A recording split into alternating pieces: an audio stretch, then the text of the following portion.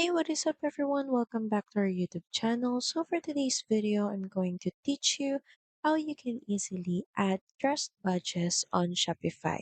So in the new tab, just head over to apps.shopify.com. Just press enter. And in the search bar, just search for Bare Trust Badges or just Bare Trust and press enter.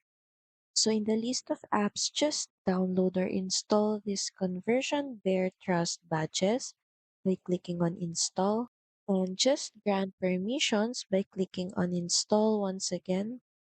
So as you can see here, Ultimate Trust badges is still disabled and all you have to do is enable it by clicking on enable button. And if we scroll down for a little bit more, you can even customize your trust badges, your header settings, and even the badges settings. You can change the size. You can also select badges. So you have a lot of lists here that you can choose from. You can also search. And once done, just click on save. And if we try to view our store, say this product for example,